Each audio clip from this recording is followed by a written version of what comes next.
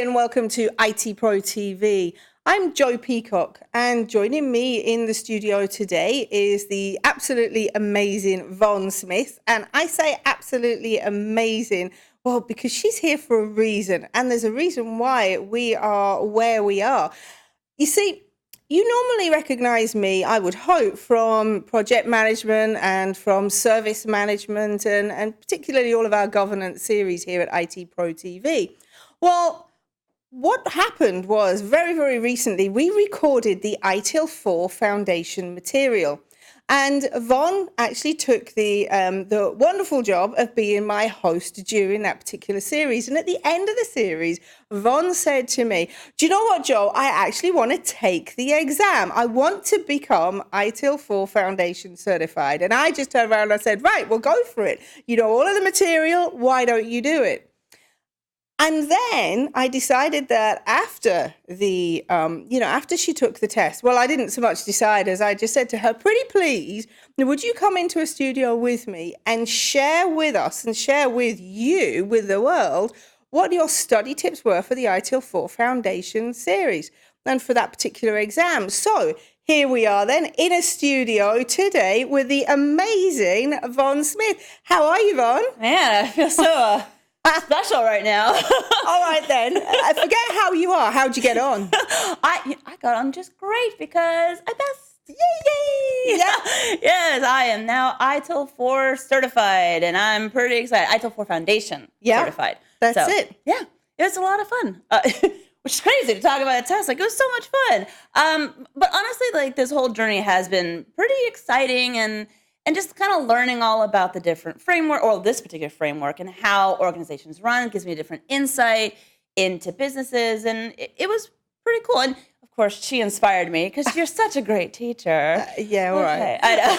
So enough of this just like fluffing each other up. Why don't we go ahead and talk about our study tips, right? Well, but I do want to say that I have to, I mean, obviously, whilst we were recording the show, and even after we'd finished recording the show, Von really approached me very, very rarely, probably because I'm not here, but Von approached me very rarely to ask for advice and guidance. And in fact, we only finished recording the series just a matter of weeks ago, and she's already taken the test and she's passed it. So I really want to get some insight from you into really what was what were the best tips that I gave you during the series? What was something that resonated with you? But what else did you do to study? Because I don't want people to think that studying is just about watching the series and then that's it. You can walk into the exam, because that's not the case. You still have to study. Yes. So if I got to that first question, what were the best tips that you got from the series? Well, definitely the quite a few of them, I'll say. When you're talking about like read these definitions, memorize these definitions, because it is all about like understanding this term and the definition and the concept around what this is, and all the orange boxes that are in the actual slides. Like, pay attention to those.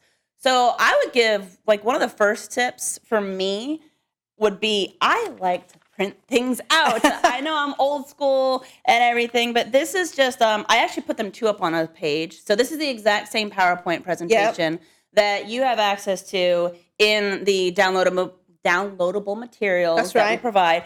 And so I highly suggest printing these out and following along with the slides. Yeah. So that way, when you go to a particular concept, you're not just looking at the like service provision, there's a little box, right? But you could actually write down your own notes of like the different examples that we gave, like the car, and like the car's coming off of the truck and then they're going on the lot, and that's like how we do the release and deploy, or deploy then release. So so I like that, and I didn't, luckily I could just, I had to listen to you because I was your host. So. She had to. She was forced. Yeah, but it was one of those things, like, I think now, like, it would have been nice if I was kind of taking notes as I was going. Because I think that would make it a little bit easier when you go back. Because I had to go back and then write back my notes from my memory, watch some of the episodes again, and then write them back down on the slide so I could kind of remember that concept better. I always say, when I'm in a classroom, I will always say to people, you've been given the notes. and these are your notes. Do what you want with them. But when I tell you during the series to paraphrase, then that's what I want you to do. I actually want you to paraphrase what I'm saying and paraphrase those definitions and write them down. Write them down in a way that you can remember them. And if you can write them down on those notes that you've got printed out, then that's absolutely fantastic, because you're paraphrasing the definition, you're adding context to it, but you're doing it in relation to what we're talking about. It's not just a blank piece of paper that you're writing on, it's those notes. Yes, because then I went back, and this is my study notes, and then I went back and tried to, okay, can I paraphrase this? It's kind of going back old school to how I would study in college or in high school and everything like that. And so what are the guiding principles? And then I wrote down my little, finding Santa in cold houses, kissing otters. You're like, what? Watch the series. And then I would fill them in. And then, what is value? So I can, then with the values, what does each one of those means? And I was trying to not look at my notes and trying to paraphrase it down for me to remember it with key words. That's probably another huge one that you taught. Look at the key words. In the definition for you to remember. What is it? Asset management and configuration management. I'm like, those are the same things. No, it's not. Right. The configuration is how it's managed. I feel like that was kind of a key word. So I was kind of picking those out, and then the assets were more about anything that can deliver the service. So I was trying to pick those words out to associate with those either practices or principles to try to solidify what it means. You're right. I mean, asset management is about sort of the physical resources themselves, whereas configuration management is all about relationship. And the example I always give to people there when you're thinking about configuration is think about the configuration of a PC. What's the config of a PC? Well, it's what makes up that PC. And it's how everything hangs together. Yes. So how much RAM has it got? What size screen has it got? How it all fits together. And so I want you to think about that when you think about configuration. So paraphrase things. Really try and find those key words and paraphrase them as much as you can. Now, I saw something else. There's another pile of things that are actually these are all my study guides. As you can see, I'm super old school, okay? See my notes and then the printed out slides. And these are just two on a page. I have taken thousands and literally thousands of people through ITIL, and I can tell you now, I have had one person in all of the years I've been involved with this that has done something on a PDF that actually wanted the electronic version. Most people will write things down, so I wouldn't be ashamed about that. It's definitely not old school. Yeah, well, it makes me memorize it. It gets it in my brain, and yes, this is my other stack. That's your pile. I made flashcards. Now, yes, I did actually copy and paste into a Word document because I'm fancy like that, But so and I put one here. This is the gray side, and then this is the white side, so I know which ones. Because we can't tell that your speciality is Word, can we? Or printing in general. Yes, I do. Or office products. but it really helped, and on each one of these, for example, on this design and transition, and I said that this is part of the value chain. I then, on here, I know you can't see it, but I underlined those key words, because I actually did copy and paste it right from the PowerPoint. Right. But now that's something that, talking about paraphrase, make your own flashcards. Yeah. Do the term, turn it over, you paraphrase in your words or with those key words what that is, and that really helped me a lot. So, and again, that's just how I like to study. And I want you to paraphrase, because something that I've noticed in the exams, and something that Von had said to me about her exam as well, is that for those of you that have been that have got experience in ITIL 3 and maybe even in ITIL 2, they were quite literal in their use of definitions in the exams. They're not anymore. And so as far as ITIL 4 is concerned, you need to be able to put these definitions into context. And so your exam is probably going to be based on, contextual meanings of these particular definitions, or based on, the examiner's paraphrasing of those definitions. So it's really important that you understand. I will say that kind of got me a little bit, because I just took this, at the time that we were recording it, I took the test last night. So it's kind of fresh in my brain, but I had started memorizing the words the definitions from the PowerPoint. And I think it might have got me a little bit because I memorized specific words and it was that word. And then I went to the test and I was like, oh, they're using slightly different words. It's the same, but it was enough difference that it kind of threw me for a minute. But that's where it comes back into read the full question. RTFQ. Read it over. And that's where I read it. And then I read every single answer. And I'm like, but the test is straightforward enough. Like it's slightly tricky, but it's not like really tricky. They're not trying to trick you, but the kind of way, like you just said, like how they're paraphrasing and use certain words to describe it might not be exactly how it's typed in the PowerPoint. And that's where I think I might have over-studied. I'm over-memorized. They're going to test your ability to be able to use the information that you've been presented. They're not testing your ability to be able to remember it. They're testing your ability to use it. And apply it. And just be able to use the context is probably the biggest one. It's not, some of those like Microsoft exams get really tricky with like these weird scenarios and everything. And that's where I would say it is straightforward. So if you know this, like it's not going to trip you up. If you understand the concepts, know the difference and know all the practices, and that's the other part with the like how much of the exam is weighted in like the practices. Like I really concentrated on those, like making sure I could differentiate the asset management and the configuration and the service continuity. And see, I've already started remembering, okay, these are the practices, but then what does each one do? Right. That was a big part. So I spent a lot of time in that and of course area. You know, whilst we've got a few practices that we concentrate on quite heavily in the series, we actually only look at the remaining practices from a definition perspective, but you still need to understand that definition. So going on to the sample papers, because there are two sample papers that are available either through Axelos or through your downloadable material. How useful did you find the sample papers?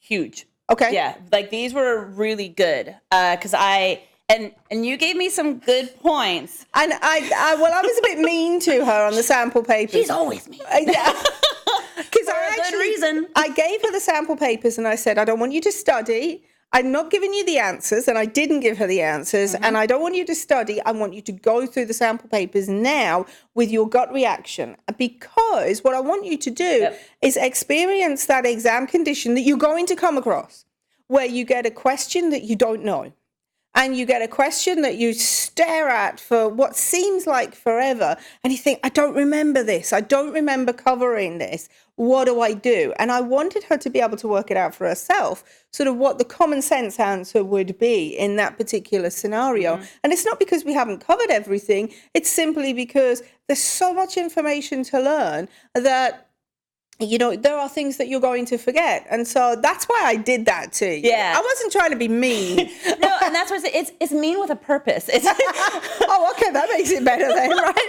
But it really did help because the first one, the sample paper that we went over in the series, like I took this one pretty much like right after we finished. So I had it was pretty fresh in my brain. And I did pretty well, but it also gave me like places where I know I needed to go back and review. Yeah. You know, because I'm like, man, I do not remember the differences between the practices because they all, no offense, they all kind of blend together sometimes. You know, all the words, I'm just like, this is all the same stuff. What's going on? I'm not offended. Why would I be offended? So I did pretty well on this one. The sample paper 2 that we did not go over in the series, but I took on, that was after maybe 2 or 3 weeks that I hadn't looked at the slides. I hadn't looked at it. And you're like, do it now. And I'm like, no, but I want to study first. She's like, no. And I'm like, oh. That was really mean on that one. Yeah. But it did kind of show things I did remember. Yeah. Okay. And all right, got to go back and review those practices. And some of the wording in that is fairly tricky, I would say. Some of the wording you've really got to think about. And some of the wording you could actually think that, well, I can read this 2 ways. Yeah. You've written something on there. What was that? I have on here one. I don't know if you can see this, but after I took RTFQ. Yes, because you told me, because when we because we went over it together, and she's like, see, and then when I look back at it, I'm like, oh, you're right. It's right there. It's right in the question. And then the other thing I have on here is keywords. Ensure. Yeah. That kind of relates to like a work or a practice. So work, practice, understand, think, and plan. Like you can kind of grab, and that's that context of what these words mean and how you can relate it to. Because sometimes they'll give you like a little question, and in the sample paper is like, well, one's a practice, one's a guiding principle, one's one of the dimensions. And I'm like, oh, all of them? But then when you see the word in the question, like ensure, and that's like, oh, okay, well, that's kind of leaning towards practice. Right. So you can kind of use that as some guidelines. I'm not saying it's going to work every single time, but it did kind of help for me to kind of break down the question and then what answer would be the most applicable. So getting on to the exam itself, how did you find the whole process of registering and then actually sitting down and doing your exam? Was it a bit daunting, that sitting in a room? Not too bad, honestly. Right. But I guess I've also been in plenty of testing booths. Right. So I'm used to like test day. Yeah. I know how that goes. But the actual the registration process was pretty streamlined. The one thing I did see like pick your time, and it gave you the dates, and I'm clicking through. I'm like, man, there's nothing here for like the next 4 months. No, you got to click on the time, and then click on the date, and then it shows you the time. The interface right there was a little. I'm like, oh. So when you see the gray bars with the dates, click on the date, and then it will activate what times are available for you on that date. I know I've got a bit of a tip for you on that one as well. Because that threw me off. Because exam times change, or available exam times change on a daily basis. So what I suggest you do is when you first get your exam voucher, go and pick a date and time that you might want to take your exam. Notice I say might. But then if that's not really the time that you want to take your exam, then I would go in every single day and check to see what dates and what times have become available. You can change your exam anytime up until the day before your actual exam itself. So go in and just keep checking, and eventually you might find something that comes up that's available, that's suitable for you. Yeah. So you can just pick a date. Any date will do, and then go in and check on a regular basis, because people are changing their exam times literally all the time. Yeah, and click the date, and then it shows you the time. Because I was like, I can't take it. I want to take it right now. It's fresh in my mind, So and the process was really simple. You put it in, it gives you all the stuff. You go ahead and you click it, and it gives you emails of the same thing, downloading the exam shield and making sure you test everything. I didn't have anything in the room. The proctor comes on, like, oh, hello. I'm like, oh. You don't see them. No. So that was like, I was expecting like a little chat window where we're going to talk to each other, but I could see the light on my camera. So I'm like, oh, they're watching me. And then they're like, all right, go ahead. And I did my stuff. Don't talk out loud. Right? Did you get caught by that one? No, I didn't, but you told me that. And I think Justin or somebody else had told me like, oh yeah, they came up like, stop talking, because they think that you might be like communicating talking to somebody else. Yeah. And then I got through it pretty quickly, which kind of scared me. Go on. How long? It was like 15, 20 minutes, and I was done with all the questions. And you've never done an exam like this before, have you? Not an ITIL exam. Not an ITIL, but one of those where it's just question, answer. But you've never done an IT exam like this before. No. And so that's a good measurement for those of you that are new into IT. I mean, it took you about 15, 20 minutes. I'm going to be honest with you, right? And I'm going to beat her up in a second when we finish filming, because... Oh, I'm used to it. If it takes you about 20 minutes and you click on submit after 20 minutes and you've never worked in an IT environment before, you probably haven't read all of the questions properly. And I did go back because I was like, right. But I did feel, as I was going through it, I'm like, okay, I feel pretty confident on most of this. Of course, there's ones where I'm just like, I don't remember that one, but you flag it, you know? And so if I answered it, but I was doubtful, I was like, I'm pretty sure I still flagged that one, because this is for me how I take, I don't know it or I'm doubtful. So I flag it. Yeah. The ones that I'm like, no, I'm pretty confident I know that. I don't flag that one. Right. And then I go back. And so when I'm done, I look at that. I'm like, how many do I have flagged? I go back and look at those first. Yeah. And then, okay. And I did change my answer on a couple of them because it was like, oh, wait, I did read it wrong. Okay, let me go back and okay, so I changed that. And then once I was done, I went back to the whole thing. And I kind of made like a mental note of like, I think I got enough of these right. Like I'm pretty confident that okay, so yeah, there was a couple that I was not too sure of, but this is where test taking, scenario comes in. It's like, no, I have enough to pass. Bon, what's utility? Oh, that just got me. Talk about memorizing words the wrong way, okay? Because I memorize utility, functionality, right? So function, it's how it works, right? Then they put the fit for use. It's right there on the slide, but I memorized the wrong word. Like I memorized functionality. I saw use how you use it, how it functions. Oh, that's utility. What did I say? I said up. Yeah, utility, purpose, up. Warranty is fit for use. Listen to That's Jo. That's why I have to. Yeah, and again, I got too crazy memorizing. I started memorizing too much. Right. And so, and it's right there on the slide. I got too focused on things, but overall, I mean, all of the techniques that you used, the flashcards and writing things down, printing off the slides, that definitely worked for you. And would you recommend that for everybody else? Yes, I do. I mean, but I'm also a very tactile person, and that's how it gets into my brain. And then I think having that while you go through, I think is huge because, like you said, we do the scenarios or we talk about the examples because those examples are the ones that kind of stay in your head of how this all ties together.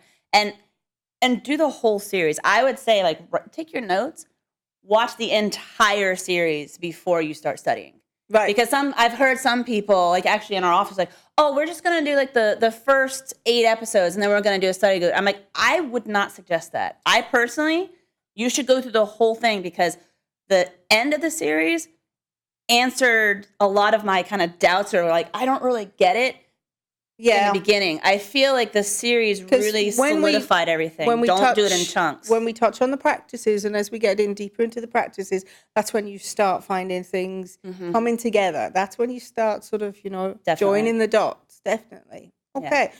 Well, I'm going to say thank you to Von because Von was my guinea pig. But, Von volunteered for this. I do want to say this, but she did absolutely amazing in her test. And I am really grateful to her as well for actually just being here and helping you out with some study tips because it's one thing to hear it from me and I've been immersed in this for way too long over 20 years I've been immersed in this whereas Von is completely new to this brand new, so this is something that I really thought would help you out with your study. But what I am going to challenge you to do now is, watch our series because you'll find out that not only do we have a lot of fun in our series, but actually ITIL itself can be fun as well. And you know what? You'll feel such a sense of fulfillment when you've actually passed your ITIL 4 test. I mean, Feeling pretty good today. Exactly. So I'm going to challenge you. Join us in our ITIL 4 Foundation series. But for now, I've been Jo Peacock. And I'm Von Smith. And we'll see you in the series.